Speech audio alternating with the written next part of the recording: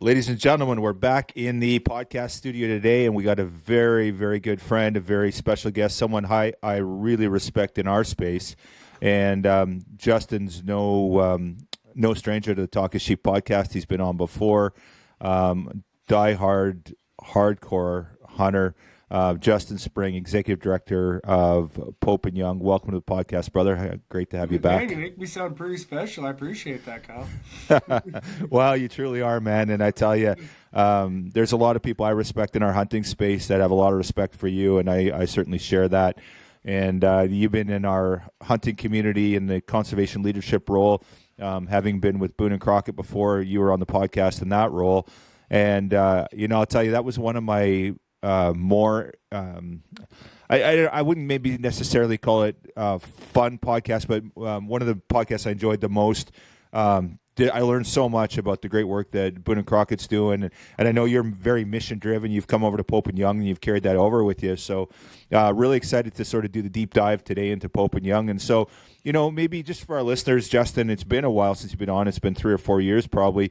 Maybe just a little touch on your background and what brought you into the space and how you got involved in the conservation world, and maybe what hunting means to you. Because I look at hunters out there, and I'm like, if I was like a more serious hunter, I'd like to be like Justin Spring, man, because you get out and get after it. And for me, when I look at you, it's like your family is an ecosystem of hunters. You guys believe in it, you live it, you breathe it, you tell the story, you do it right every single time. So welcome. I look forward to hearing from you.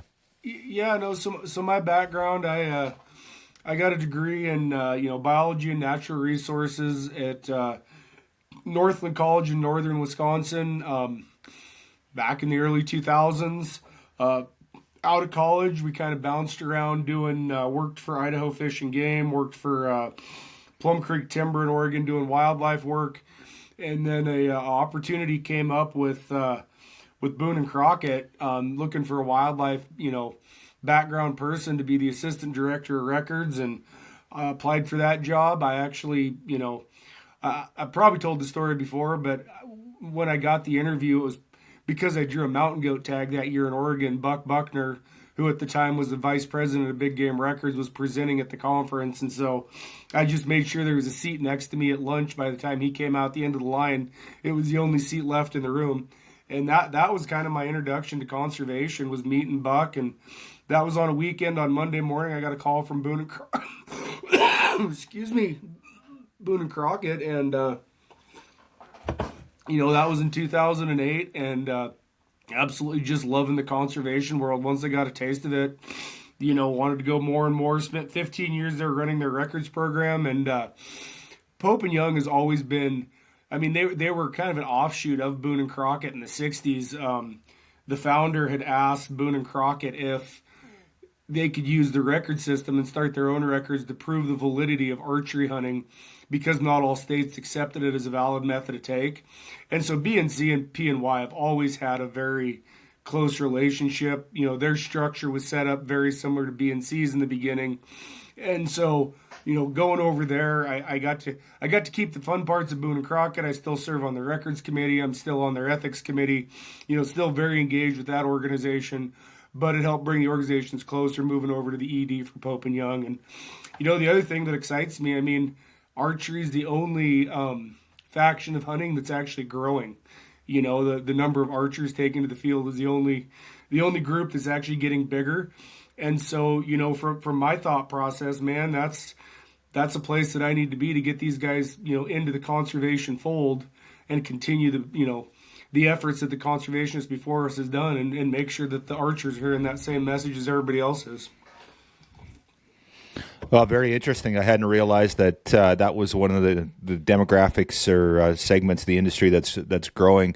Very cool. So let's talk a little bit about Pope and Young itself. And you talked about your history in 1960 and the important work that's being done there. You guys have the 3 pillars: preserve, promote, protect. Let's talk a little bit about each of those pillars and maybe which one you think of those 3 pillars that we really need to focus on heavily over the next sort of 5 to 10 years. And you've seen it, like you know the history. You've been with Boone and Crockett a long time. then you transitioned over. Let's look forward and see where we need to go in terms of your perspective from Pope and Young. Yeah, so I mean, all three pillars have a very solid piece. I mean, that's why we have all three of them. The promote. I mean, that's twofold. Obviously, that's the R3 efforts, the recruitment, getting folks into archery. But also, I think it's just as important on that promote pillar to do the outreach to maybe the people that aren't going to hunt themselves, but make sure that we are showing them that bow hunters and hunters in general are respectful. We're not out there just wantonly killing anything that wanders by. I mean, we do have a very big concern for the resource, and so that, like I said, a two prong on the promote side. The preserve, that one covers our records, but also the history of archery. And there's, it's kind of crazy when you look at archery versus some of the other stuff. I mean, early 1900s, there was people shooting target archery, but bow hunting really wasn't a thing. Clay Newcomb just did an amazing podcast on Ishi, and that's kind of where Pope and Young traces its foundings to is he, Dr. Saxton Pope was his doctor. And Ishi taught Pope about how to, bow hunt it like a Native American would, taught him a lot of those things. And that honestly was kind of the start of archery within the United States was, and there, that's where our name comes from, Saxton Pope, Art Young. Those two learned from Ishi and, kind of invigorated the archery hunting in the United States. And so not only are we keeping the records and ensuring that, the wildlife is still available, it's still doing well, it's also preserving that history of archery, where we came from. And then the final one, the protect, this is kind of where I see fair chase falling in, where the, ensuring the opportunities are out there, but also, and I think we'll probably dive into this a little further, protecting archery for what it really was, the opportunity with a low success rate, short range weapon, protecting that ability for hunters to get a field. And it was never a high success game. It was always, you had long seasons, you had great opportunity to be in the woods, the whole experience was there, but it wasn't necessarily, a guaranteed kill. And I think as technology creeps into both the archery world and hunting in general, that's a thing that we really have to work to ensure that we're protecting, is those seasons and the opportunity that are out there. Because in the face of these expanding technologies and increasing success rates, the wildlife cannot sustain those super long seasons when the animals are a bit more vulnerable. Yeah, holy dynamite! Lot to unpack there, and love where we're heading with this. Let's talk a little bit. I want to just go back on the preserve side, and I know Boone and Crockett. The history there. Dating back to Teddy Roosevelt and having those records to watch for trends, to inform wildlife management. Talk a little bit about the role Pope and Young plays and how those records, because I know you guys keep those harvest records, how that is influencing wildlife agencies and management bodies in decision making, and the important role that is. And I look here in BC, and we have one bow area only. That's it. There's one, and so the government will come to us like, oh, we need to shut down sheep hunting here because there's too much pressure. And one of the things we said, well, is there any way we can keep it open on an archery season, right? And can we use that? And our archery zone has been very successful, in my opinion, from what I've seen.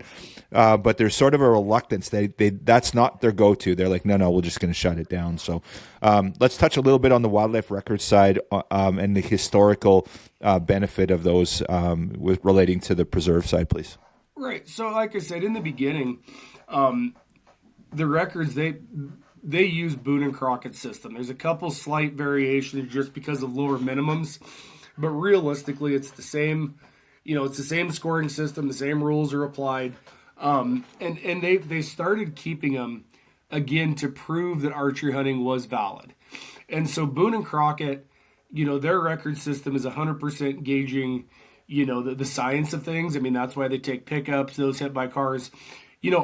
Ours can be used in conjunction with Boone and Crockett's. It's a big data set. So we've got certain researchers that are looking at BNC data, and then they'll look at the archery side as well and say, okay, do both these data sets fit my hypothesis? Is the archery a little different? But, ours historically have been more used to convince states and even other countries that, hey, these are all records of wildlife taken with a bow. We keep demographics on the number of arrows, shot placement, all that stuff. And so that's what our data set serves, is more of the, the proof of, the success and what can be done with a bow. And within that data, as we have increasing technologies and changing game laws, we can see in our data what those effects are to the archery hunter, right? And so, an area that historically was putting out a bunch, again, it won't tell us what changed, but we can say, hey, this area is dropping or increasing, on the number of this trophy quality. Are we seeing more because of better technology? Are we seeing more because of more on the ground? It won't answer that. But again, it is looking at those trends and an overall snapshot of the North American game taken with the bow. There's been leaps and bounds in technology over the years. If we look back to the Pope and Young days, they're unrecognizable. But we still got guys out there with trad bows and sort of very traditional material. But then you look at the advanced technologies now with is that a threat to Pope and Young, and is it a threat to hunters? And you obviously are raising that issue, but when we dealt with it here, we got in a bunch of hot water around fair chase with scopes on bows and that sort of stuff. So, and then it was more actually almost internal. It wasn't really it wasn't the anti-hunter, the non-hunter. It was our own community going, hey man, like there's some issues here. And then when we kind of took a stance on some of this technology, it's like, okay, there's got to be a bit of balance here. We got a ton of pushback. It's almost an internal issue within the hunting community that we need to resolve, I think, for starters. Well, and I don't think the technology is a threat to Pope and Young in general. It's more increasing success rates with, there's limited amount of habitat out there, limited amount of game.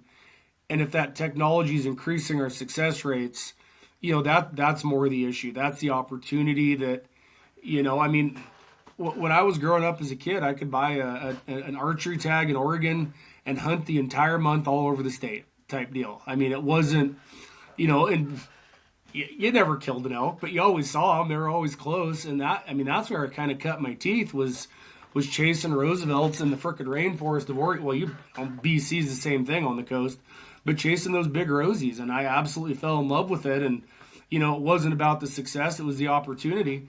But when all these states are going now to where you have to wait and draw a tag, man, that's going to be a hard pill for that young kid to swallow. You got to wait 5 years to maybe get an elk tag. They're going to have other interests by that time. And so that's where I see the biggest threat of technology. And it's not that technology's bad. It's not that, some of these things don't make us more efficient hunters or more selective hunters that we can really target our harvest. But it's the fact a lot of them can be pretty abused. And so we're trying to lead that conversation of, is this a technology that shouldn't be allowed at all? Or can we self-regulate and say, hey, sure, this new rangefinder will put a spot on my map on my phone. Legally or not, should I send that to my buddy that's making a stock? That's the stuff that we got to just be having the conversations. And maybe it doesn't make a difference, but I mean, we've always said no radio communications of the location of game for both organizations. That technology has the ability to 100% walk someone right in on game from somebody, 4,000 yards away watching. And, we as an organization feel that type of thing dilutes the reward and the effort of the hunt. And we get stuck in a lot. They're the old fuddy-duddies and my beard's turning grayer by the day, so maybe they're not wrong. But, we do really think that, like, folks understanding the process, understanding the effort that goes in, and really earning it is a big part of the experience, and the respect for the game. Too many shortcuts. All of a sudden, you go out, you take half a day, you go kill a nice buck that you drew the tag for, and you're done. I do think that and that's it's just harder to defend as well. And so, again, should everybody be out there shooting a self bow? No, we're not saying that. It's just, keep in mind these technologies when you're deciding if you're going to use something. Is it a shortcut, or is it going to make you a better hunter in terms of selectivity, and not having an adverse effect through your actions? Well said, and that's a huge issue internally, obviously within our space, and then externally when people start seeing this stuff and they see like, oh, the animal there wasn't fair chase really. So when we look at that, what are some of the big issues? So you mentioned obviously radios. What are some of the other controversial issues that we're primarily seeing that have come across your desk? And I'm not really looking for a position statement on P&Y at all, but just more so like what are the big ones that are you guys are seeing that are really controversial in our space? I guess it's not necessarily controversial, but the bow sights that have built-in range finding capabilities that then project the pin. An argument can be made. It's a very precise way to shoot, but at the same time, and similar to long-range rifle shooting, just because the equipment has the capability to do it doesn't necessarily mean the shooter does. And we say you can't have, and Boone and Crockett does as well, you can't have a scope with built-in range finding capabilities. But on the archery side, that's one of the more common ones that maybe isn't out there that we say, no, this is a bit too far. You can have a rangefinder, you can have an adjustable pin, but once that's the line in the sand that we've drawn, is that mechanization of adjusting that automatically within the sight. As long as the rangefinder is separate from the sight, you're good. But when it does it for you, like I said, that's where both organizations said, no, this has gone too far. Is it that different than, the adjustable versus the automatic? No. But where is there a line that's easily defendable? And that happened to be it. Personally, I'd like it to be a little further back. The turrets and some of the things we see on rifles and some of the distances these bows can shoot, I think it's a little much. But again, fair chase isn't my personal perspective. It's the bare minimum that we put out there to put in the standards. Most hunters should hold themselves to a higher standard than what those minimums are. But that's why that line in the sand on the sights is there. Awesome. If we just go back a little bit to R3, and you talked about the growing community of archery, and that's one of the demographics within our hunting space that is growing. Talk a little bit maybe on R3 and what you guys are doing, and maybe why you feel that you're seeing this trend of growth on the bow hunting side. Well, bow hunting's cool, and a lot of it, tip of the hat to some of the podcasters and whatnot that have embraced the bow hunting lifestyle, and I think a lot of it's driven by that. It is very cool. The other thing that a lot of folks don't think about is, there's a lot of people that are interested in conservation and the outdoors and hunting, but we've spent a lot of time in a very, heated discussion about firearms, and people that didn't grow up around them, they've got a fear of them. They've been told that they're all bad and whatnot. And so the other thing is, it's a great way that somebody from a part of the world that never grew up around guns or shooting or any of that and is really intimidated by a firearm, a bow gives them the ability to kind of ease into that. And I think we're seeing some of those effects. I do think that there are people that have heard so much about guns and how scary they are that they just want nothing to do with it, but they are willing to pick up a bow. And from our archery efforts, we do sponsor some youth camps. We're working with partnering with some organizations, but there's some absolutely phenomenal groups out there that really have grabbed the bull by the horns in terms of getting kids shooting bows in schools and bringing them into bow hunting. And so we're not really a leader in R3. That's not in our wheelhouse. I don't have staff that are dedicated educators, but we do work with these other organizations that have taken that bull on and support them where we can, get their word out there, that type of thing. So that's where our recruitment efforts mainly lie. Yeah, right on. If we sort of segue to the protect side now, and we look at the public perception and hunting in general. Hunting's been getting a black eye for a while now. How do we see, what path forward do you see, and what major, what can we do to sort of, secure the protection part of what we do of hunting, but even, more specifically bow hunting for you guys at P&Y? So with the issues we see, and obviously the U.S. is a little bit different in Canada in terms of our management structure, but you guys saw the same thing with the outlawing of the grizzly bear hunt. The emotions driving science decisions is not good. Ballot box biology is not good, and that is the biggest thing to protect hunting and the funding models of wildlife. I feel is maintaining that scientific decision-making process and, making sure that the decisions are coming to our U.S. Fish and Wildlife and not being answered by, politicians or by the courts on, species delisting, what should and shouldn't be happening. And I feel like when we're talking to other hunters and outside the hunting community, I mean, we legitimately have the science in our pocket as a conservation, community. I mean, the very first wildlife work done in the United States was by Boone and Crockett. I mean, they funded the first wildlife before wildlife was a field. We have always tried to manage game through science, through research, and you'll hear a lot in these debates of follow the best science. Well, we as hunters have kind of always had that and really promoted it. And I think we need to make sure we stay there. Montana's got an issue going right now with a particular legislator didn't feel that they were killing enough wolves, so they're actually suing the state. Man, those end arounds, they make us all look bad. Whether or not the quota of wolves needed to be increased isn't really the point here. It's the fact that people are not following the science, not following the state managing agencies. I mean, these people have dedicated their whole lives to becoming experts on, sustainable harvest, habitat projects and whatnot to prevent it there.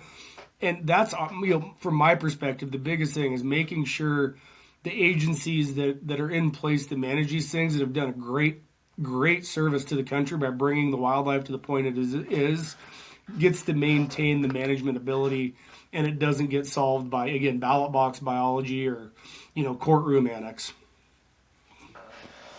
Yeah, really well said, Justin. And one of my concerns in this modern era is people now that are pursuing a career in conservation or biology, within these state agencies and provincial agencies that maybe are more prone to managing on emotion and not so heavily influenced by the science. And they're not a lot. I think a lot when I look at our provincial agency, our government staff. A lot of the biologists grew up in a hunting family. They cared about wildlife. They want to get involved because, there was an attachment in a rural environment, maybe that they were, they loved the wildlife and they wanted to help. But I think now we're seeing a bit of a transition, and I know Wild Sheep Foundation has identified this, is that they're seeing biologists are coming into it and that are kind of anti-hunting. They never grew up in a hunting family. They're not really pro-hunting, and they have some real serious issues with it. And I think that's legitimate. We look at organizations like the Wildlife Society. What work can we do to make sure? And I think that's a real serious threat. I agree with you 100%. So what steps do we need to take to make sure the people in those roles are the ones that are going to start, continue to follow the science-based wildlife management and ensure that they're sort of playing by the rules book that they've always played by? You know, a lot of the wildlife community, the conservation community, have invested in, outreach tools to these people where they're again, the fact is we go to the science and we go to the funding of where, wildlife funding comes from is these hunter dollars. And, you know, I went to school with a bunch of people that were in a natural resource major that did not have the same upbringing as me, and they were out to save the world. But at the same time, when you look at it and say, okay, well, you know, I mean, not hunting an animal, morally, some people would support that, but it's like, at the end of the day, the value put on them, the money put into them of seeing them and whatnot, as long as we show them that North American model, which is funded through Hunter dollars and Pittman Robertson dollars, and make sure that that's continually taught. There's been talk about updating the North American model of wildlife management, the Seven Sisters or whatever you want to call it, to be more inclusive and increase funding. And I think that's a valid conversation. But again, we got to make sure we don't throw the baby out with the bathwater in terms of, what did the North American model, where did it take us from to where we are now? Is there parts of it that could be improved? Maybe. But we can't forget what got us there, and just making sure these new students see that, and appreciate the actual full history of conservation. And, the challenges we face now are not the same as they did back then. But that doesn't mean the methodologies and the fundings and the ideals that was put forth, that worked for the United States aren't still relevant to the discussion and probably still shouldn't be staying in place. I think the work that Boone and Crockett's done over the years, and the work that Pope and Young's done over the years on models, and we tie it back to Teddy Roosevelt. If we go back to the B and C days, there's that history there and that historical perspective. And 99% of the general public do not know anything about that. Do we need to do more? More groundwork on that to make sure that the greater public knows about that work, and it doesn't matter. We see these different programs about hunting and these initiatives, and we got one in BC here that we've driven, the One Campfire, the Wild Sheep Foundation's involved in, and Joe ABC. There's a multitude of programs out there that are really important, I think. But do we need to do one more as a community?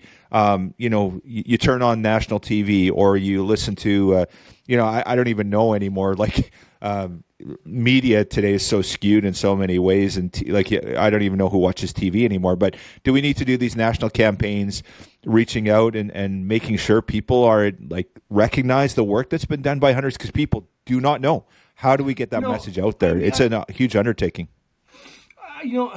The campaigns are successful, but you spend much time on social media and you'll see that a lot of people's algorithms are echo chambers. And the challenge isn't that we've done some great, some organizations have put some great information out there. There's great statistics on these things that are available. But the challenge is how do we get that in front of the people that again aren't the hunters, that haven't heard this message and been a part of it, and I think part of it is as hunters, we need to be educated, not just the conservation groups. We do a bit, but I feel like a lot of this can be one of, if you're educated and have legitimate statistics, and you see someone on your personal Facebook feed, that's talking about one of these topics and kind of going off in the weeds, don't start a fight. Don't be belligerent. But I think those conversations from people they respect of just saying, hey, actually, here's what's taking place there. I had a friend that I went to high school with that she's gone the exact opposite. Animal sanctuaries, pet lovers for Bernie type person, but we're still friends on Facebook. And there's been a couple things that had to do with hunters that I was able to engage and say, hey, no, you really can't go out there and beat pots and pans to scare the geese out of your neighbor's field. That's hunter harassment. You could get in trouble. And actually had a productive conversation. And I think those are super important. And I think that's one thing that the hunting community we're not necessarily great at, is that respectful discussion of listening to their, meeting them where they are and then slightly telling that story. I mean, that's what we haven't been doing, and I think that's where we're missing the boat. It's not that the information hasn't been, put together. It's not that it's not available, but it's just making sure that it's disseminated to the groups that maybe wouldn't be seeing it any other way. Well, I think that that's one thing that, I've talked to other people about this too, and I think that as hunters, we have a responsibility, and a lot of people think, oh, well, organizations need to do this, but we all have a personal responsibility. And, what is it? One in every, like I look in BC, we have 4 million people and we have 100,000 hunters. So, if you had, every so many, I don't do the math on that. That's a pretty bad average. I guess it's 1 in 40, so 2.5%. But if 2.5% of the population was purporting that message passionately to everybody, I think we'd be in a lot better shape, because when we talk about hunting, when I talk about my friends, even my vegan friends or certainly my non-hunting friends, people are like, oh, wow, okay, like people's perspective changes when you talk to them about it. And I think we all need a little bit of personal accountability. We need organizational responsibility, yes, but man, if you care about hunting, you need to sort of carry that torch. And I know you do it all the time, Justin, and you're a leader in that. You do a great job on it, but I think we all need to take that personal responsibility.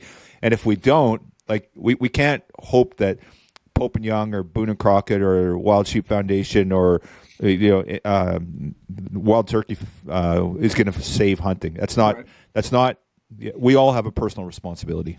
No, I mean the place I see for those organizations is making the information available to our members, but the people that aren't hunters and don't live the life we do, they're not seeing any of these organizations as experts, but there's people, like you said, your vegan friends. I mean, do we share the same views? No, of course not. But there's a respect there, and they will listen to us. And that, again, the organizations need to put the information in the hands of our members and educate them on the way to have, civil discourse on it. But it does fall down to the actual hunter to have those discussions and push it out beyond our own ranks. Yeah, well said, for sure. Okay, cool. We could talk about that all day. Yeah, and obviously it's really important. From an archery perspective, how important is the messaging there around sort of, some people beat up on archery about, harvest rates and wounding and all that sort of stuff. Is that an important narrative, and is that something that you guys encourage your members to get involved in and be more proactive in? And how important is that messaging? I feel like bow hunters get a little bit more respect than in the general public. I think people look at a bow hunter and say, but do you guys get much feedback or much blowback on sort of the wounding rates or success rates or anything like that? Honestly, like you said, I mean, bow hunters are fairly respected. They're not viewed in the same negative, as negative a light by some folks as the other method hunters. But we kind of touched on it a little earlier. A lot of that heat comes from within our own ranks.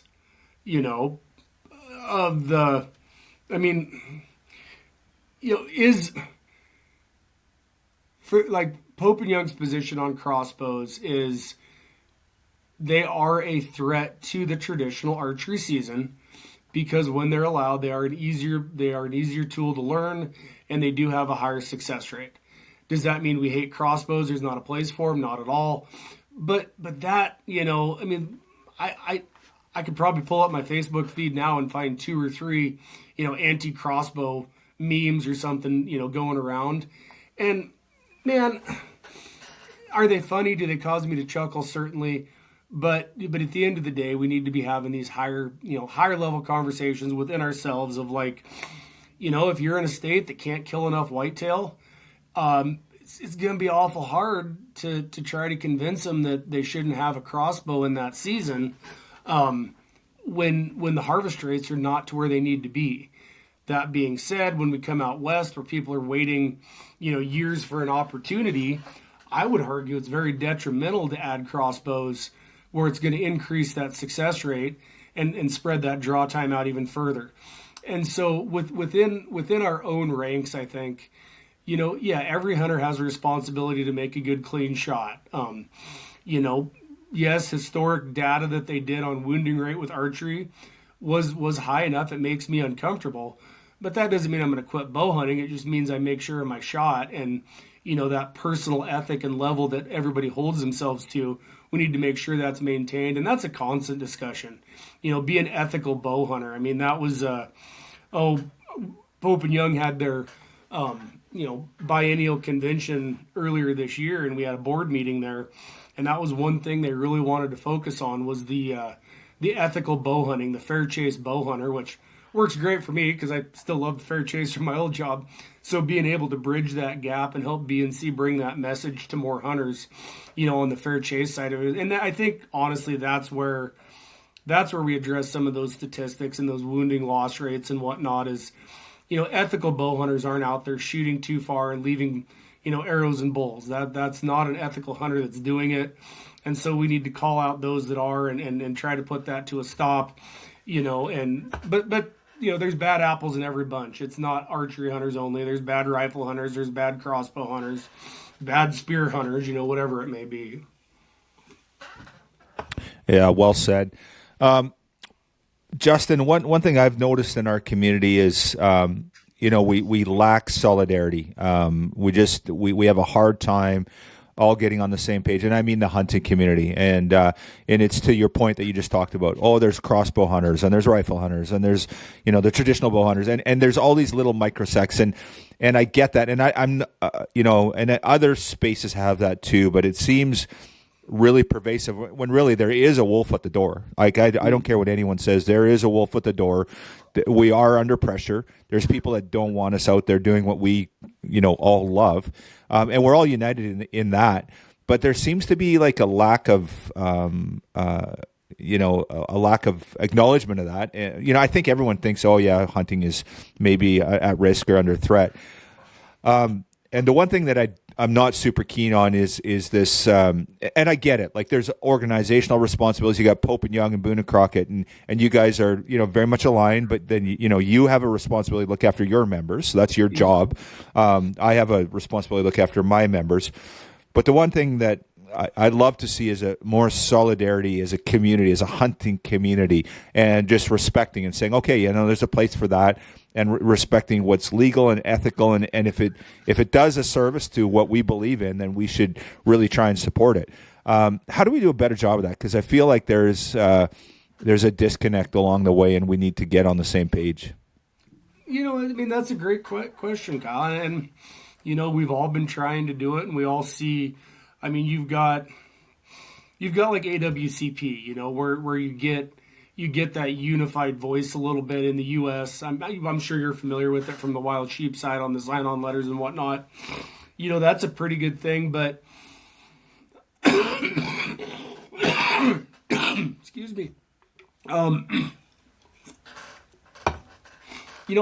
not really sure of what other than, again, being a representative. If somebody's bagging on a crossbow hunter, for no reason other than bagging on him, maybe step into that conversation and be like, hey man, the state of whatever is not killing enough deer and they're out there knocking them down, and I think again, it's bringing us together, but at the same time, like we also have to be self-reflective.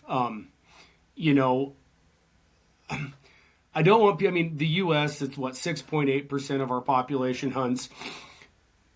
Man, if we're doing something that 78% that don't hunt themselves but support it don't like, it doesn't matter if that 6.8% are all on the same page. We're still going to get outvoted. And so, again, where does that lie? How do we bring everybody together and say, okay, divergence here is okay.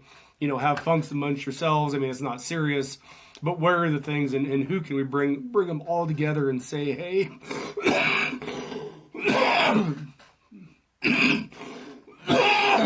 dang it.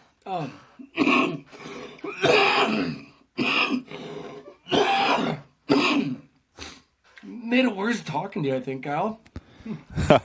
It's all good. What I'll do is I'll edit that stuff out of there so that Yeah.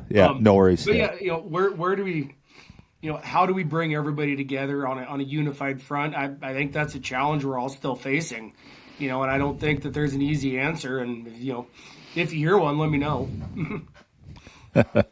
Yeah, I think that is one of the biggest challenges in our community, and one of the greatest threats. I think most of us are talking about it, that it is a concern, but we all have our own organizational goals that we're trying to accomplish, and it's not really like, that's not the very heart of what we're doing. So it's a tough one, and it's something that we'll have to continue to work on and come together as a community. So Well, I awesome. do Okay, think, the organizations, we all work together pretty well. Obviously I worked with Keith, who's now at Wild Sheep, when I was at BNC. Keith and I have a great relationship. And, so Pope and Young, BNC, Wild Sheep, Mule Deer Foundation. We are all kind of together, but yeah, there's always room for improvement to be working as a single unit, and at the same time supporting your members in your little section of it, for the greater good. And, I try to, Pope and Young's about archery and whatnot, but I don't see any of my messaging not being applicable to all hunters. And when we're putting something out, I try to make sure that, yes, this is bow hunter centric in some aspects, but this is applicable to the entire community of what we're saying here. And I think if all the organizations work on that, I think it's only going to help us. Yeah, well said. Okay, awesome. Let's transition a little bit, and so obviously you guys have records. You've come from a records background, having been involved with Boone and Crockett. And when you look at on the archery side, and we look at big game archery in North America, what might surprise hunters or conservationists? Is there anything species specific? I know that it's not your job to analyze the data, but is there anything that comes to mind that you've seen species specific in trends in archery that have changed over the years? Or I know we've touched a little bit on this already about the growing demographic of archers, but is there any specific thing on the archery side relating to big game, species specific, that you've noticed trends wise? The thing that's kind of surprised me the most is, man, the top end of Pope and Young and Boone and Crockett are getting closer and closer. We just did a judges panel on a bull in Washington that was an archery taken bull that was within 3/8 of breaking Boone and Crockett's world record. And so wow. the fact that we're seeing, very significant trophies now taken with archery, I guess to me it kind of suggests a little bit that this, it makes the case that the technology is making us better, and so we need to maybe be careful with it. But that's the biggest thing, is just seeing the caliber of animals that people are taking with the bow. Now, historically, there's been some tremendous bow taken trophies in history. But the number of world records we're seeing, the number of very high-end trophies we're seeing, to me seems to be a lot higher than we've ever seen in history of what's now being taken by bows. Yeah, well said.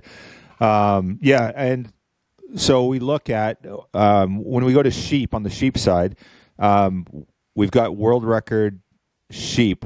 How close are we on the archery side to challenging that world record, the BNC records on that stuff? I'm trying to think. Yeah, historically, before the the 200s boom of the last decade, when it seemed like every awards program, it was all 200-inch sheep that used to be, big horns used to be kind of the holy grail. We're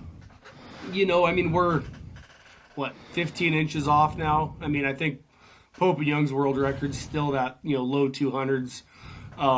Right at 200, and obviously the wild horse ram or whatever is the world record. So there's a pretty big separation there. I'm trying to think. But the thing is, with wild horse, that was a found dead too, right? That wasn't a hunter harvested. So, but it's only a couple inches or whatever and change above the. It is. Still. It's absolutely amazing seeing the caliber of sheep that we've been seeing. In the desert sheep. There's obviously there's a lot coming out of Mexico, but we looked at the records, both organizations, like, man, we're getting inundated with desert sheep, And so we ran the numbers, and it's like, okay, well, is this completely carried by Mexico? It's not. Like the big rams are coming from both sides of the border, and so, that's obviously, everybody hears the rumblings about things happening in the sheep world south of the border and this and that. I was so happy to see that it was happening in the border states as well. To me, that was a sigh of relief of like, okay, it's there's issues that we need to work on, but it's not the glaring issue of why we're seeing the giant rams.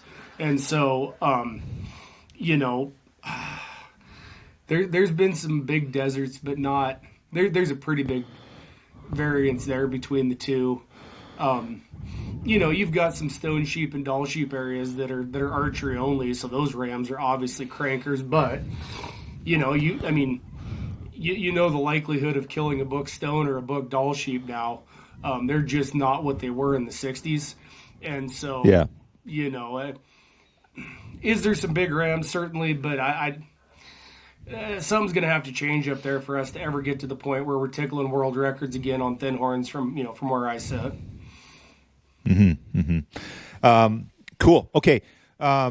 What role do you believe that record keeping? So you've got that history with Boone and Crockett, now Pope and Young. What do you see it playing in influencing wildlife policy, habitat protection, that sort of stuff, and maybe on the focusing on the archery side with that sort of under that lens? So the biggest thing that I see with records, and it's citizen science. It allows the hunter to make that small contribution to the overall message.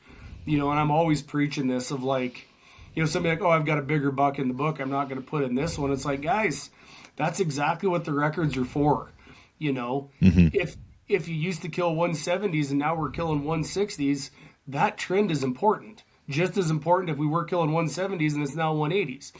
And so, the role I think it is it allows hunters to do it. And we also have to do a better job of telling that story of most people today, I'd argue, hunters have kind of changed and they may not care. Some obviously still do, but it may not mean as much as maybe past generations to see your name in a book. But man, the value of that data, don't look at your name in the book next to a head. Look at your name in the book as someone that's contributing to conservation and ensuring that we're headed the right way. And into the future. We want to track these things. We want to have the data set. The example I don't have one for Pope and Young yet, but at Boone and Crockett, it was like, well, what does these data say? Well, I can tell you the average distance that a Boone and Crockett trophy's taken out was 69 yards at the time. And that's, kind of amazing. We don't have the ability to look at that. And so, when we're talking about groups being, divergent, arguing amongst themselves, man, this is kind of the way to call them to the carpet, right? You can say, okay, what is the data saying? Are people killing stuff at 700 yards that make the book? No, they're not. Are people shooting bows that, are going this fast or whatever it is? No, this is where you have the data set to actually watch trends within the equipment and within the particular space and see what effects those are having on harvest rates, on harvest quality. And so, I think they're very important. And I'd ask anybody listening, I know it's a pain to go through the process of getting something scored, but at the end of the day, man, that's a piece of history that, respect the animal to the point. As hunters, we always do, but that's another way to even further that respect and make sure that, you ate the animal, you took its life, you utilized every bit of it. Well, that's another way that you can ensure that animal's life goes to good by making it a part of that record as we're tracking those trends. Yeah, well said. Justin, can you let us know what you perceive as sort of the biggest threat to bow hunting and maybe Pope and Young too, sort of in the next decade? Social license, demographics, regulatory changes, land access. What are sort of the main things that you see are the primary threat to what archery really? Honestly, I think it's probably going to be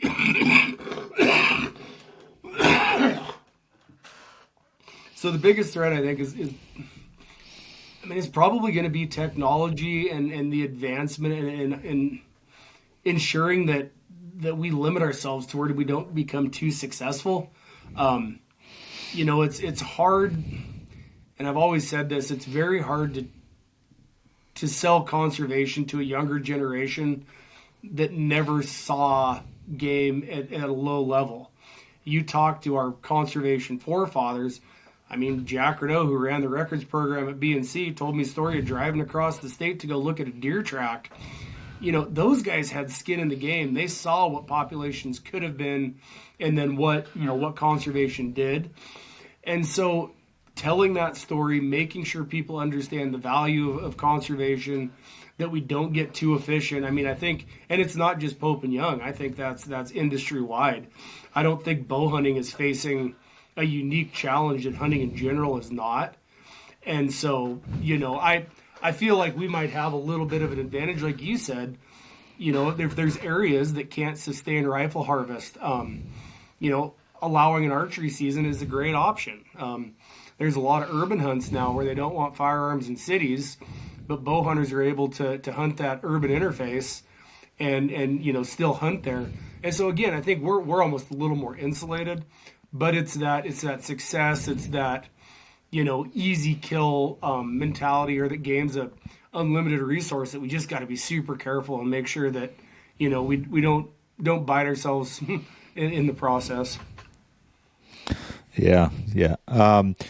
So on the flip side of that, what do you see as kind of the greatest opportunities? Maybe you already covered that. You did touch a little bit on some of the opportunities there, but is that what you kind of see as the greatest opportunities moving forward for the bow hunting community? I do, and I also, we're, the topic of governor's tags and whatnot's always a heated debate, and the funding's very necessary. But I'm not wondering if maybe there's not a little bit of an opportunity for maybe one of these special permits archery only. So some of the perceived things with those tags that doesn't sit well with your average hunter, I guess, is that they're hunting a particular ram or they're buying a ram, whatever that may be. Well, if you're just trying to sell an opportunity, and if the state's interested, I think an archery governor's tag would be a great idea. And I worked with the Acoma Pueblo down in New Mexico. They actually offered us a velvet, basically governor's tag that we auctioned at our convention. It was quite successful, and that sold for almost as much as their overall, any weapon permit. And so, I think that's a great opportunity because the funding from those tags is important, but at the same time, we want to make sure we're not, top shooting everything. So maybe if we limit it to a more primitive weapon that has a lower success rate, maybe that's an answer for some states facing some blowback. So obviously the native partner there, they were on board with it and supported it. Have you had any dialogue with any state agencies on that, and what sort of feedback have you received? I mean, not officially in any capacity, more, right, at a wildlife conference after hours or something, like, hey, what would the thought of this be? Would this be something that could fly? In most of the states, it's not an easy lift, right? They can't say, oh, let's give it a try type deal. And so, I think the tribes have a little more leeway. So that's kind of where we started with this idea to see how it works with them. But we're always looking and trying to find, as an organization, I mean, if, I wish you would have reached out when you guys were talking up there about that area that they were going to either close or have an archery hunt. Cause I have the data on sheep hunting that I could have said, hey, here's a supporting fact, for what these guys are asking for. That's the type of opportunity that we need to capitalize on as an organization to ensure that bow hunting opportunities continue. Yeah, great point. And truth to be told on that, that conversation kind of went away. They didn't make a regulation change, and I'm really glad you brought that up because I will reach out. I think that having that data is going to be really helpful. So yeah, I appreciate you raising that. It never even crossed my mind, and but that'll be really, really helpful going into those conversations. And they're going to come up in the future because they're going to come in and say, hey, we're going to shut this down. We're like, okay, here's the stats. This is what, can we look at this? So I appreciate that. It's brilliant. Okay, so A couple things before we wrap up. For bow hunters that are listening, what do they need to know about submitting P&Y entries, measuring criteria, rule changes, documentation, best practices? What do they need to do to sort of fulfill any requirements that you guys have? Yeah, so I mean, we're working very closely with Boone and Crockett. A good number of the official measures out there now. We're working on getting all of them jointly trained, but all workshops we're doing now are trained. So, go on the Pope and Young website, reach out to a measure if you have one. They'll help walk you through the process of getting the photos and the entry. Realistically, our fair chase is very similar to Boone and Crockett's. We do say no, no electronics on the bow other than potentially like a Luminoc or a camera, but if you've got a bunch of electronics on your bow, you should probably check our rules. But realistically, it's very similar to BNC in terms of, no radio usage, no electronic devices that deliver, the real-time location of game. That's one thing. On the trail camera side, Pope and Young, and this was when I was still at BNC, but we did it jointly with Pope and Young. We updated the wording on cellular trail cameras because, as it said, any camera that transmits, data to the hunter is not eligible. Well, if you read that, technically, if you got a picture of a fawn, that fawn was safe for life in terms of fair chase because he had his picture taken with the cellular trail camera. So clearly it's like, okay, that's a little restrictive, how do we do this? And so both organizations came together and said, okay, cellular trail cameras are here, people are using them, but when are you going to violate it? And what we decided that the violation of fair chase was if you take that data and it creates a real-time decision, right?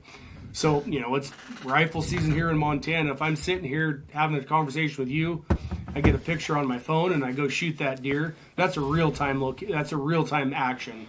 So that deer would not be eligible. Now, at the end of the day, I'm going to go hunting tomorrow. I check my camera, like, hey, I'm going to go stand A or B, and you look and say, oh, okay, stand A, had the buck come by. I'm going to go sit that tomorrow. That's not a violation. That's the same as pulling a camera card.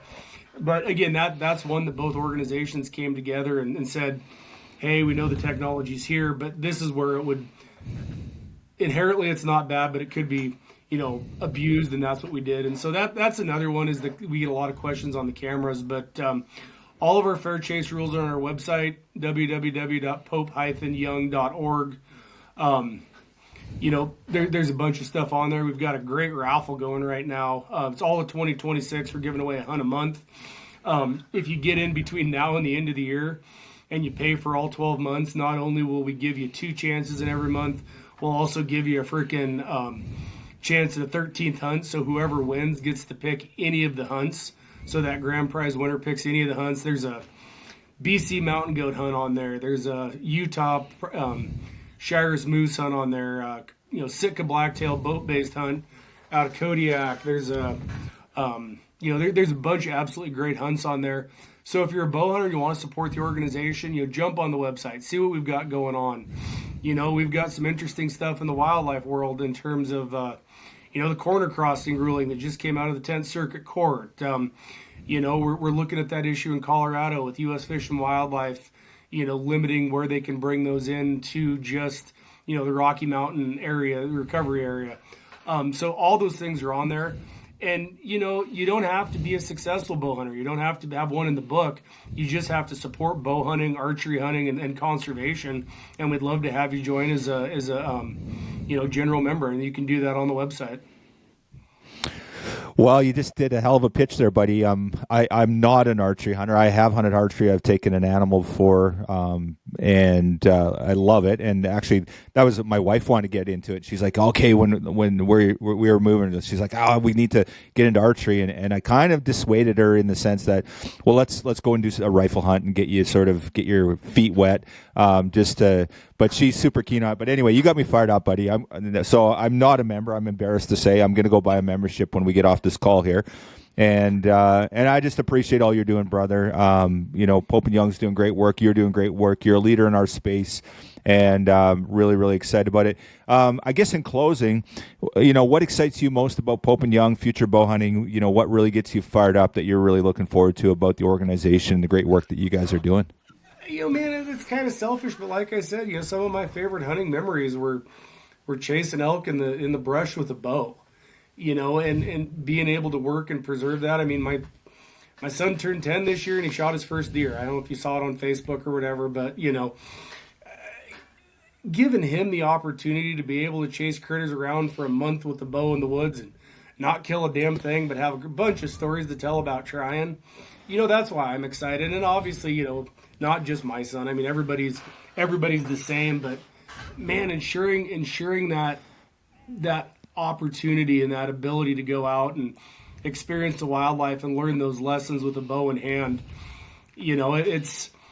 I feel like as an expanding part of the hunting community, I think we can kind of be a leader in extending that olive branch, and we're just really well positioned in the world right now. A big thanks to Hunger Games and all that stuff. I mean, archery's cool, so we've got the tools, and that really excites me to engage new people to tell the conservation story. And so I think Pope and Young's got a great future, and it's just making sure we can capitalize on it. Well said, man. I'm really stoked, and I feel bad about dissuading my wife. I hate these podcasts because I have a conversation and then I go out and do something stupid like spend a couple grand on getting set up on archery. So it's just these are expensive podcasts. So but you got me fired up again, and that's we had identified that we did want to get right into the archery scene, and I was like, okay, well let's get your feet wet. And she's taken her first animal, and I know she's keen to do it, so I'm really stoked about it. So I'm going to go out and spend some money now. Thanks for that. I'll be honest. I mean, I'm a hardcore bow hunter all bow season, but I live in a state that they give me a long time to chase them with the bow, and if I can't get it done, I can switch to a rifle. And I'll shoot a shotgun at a grouse. I'm not weapon specific. I just love hunting. Yeah. But bow season. I'm all in. 100% a bow hunter during bow season. So that's awesome. Well, and I look forward to picking it up too. I never, I was fortunate enough to take a real nice Alberta mule deer and stuff, and I love it. I enjoyed it. It was so therapeutic. It's just amazing being out there, and less pressure. That's my type of hunting, right? I don't like the sort of combat hunting, and that's the one thing that I loved about the archery hunting that I did, was just the quietness and the solitude and the less, no pressure. Yeah, lower success, but man, I'd much rather have that than combat hunting. I don't enjoy that. So, man, if there's a species that's meant to be hunted with a bow, it's a moose. Yeah. I don't know if you has a moose season for archery, but getting those things calling in, especially if it's like a husband and wife. Man, that's pretty cool, seeing those things come swaying in and then getting it with an arrow. That if I were in a place that I could get a moose tag more than once every decade, I would be a pretty hardcore archery moose hunter. That's awesome. Well said. Justin, thanks so much. Thanks to you. Thanks to Pope and Young. Appreciate all you're doing, and keep up the great work. Thank you so much. Yep. Pleasure being on.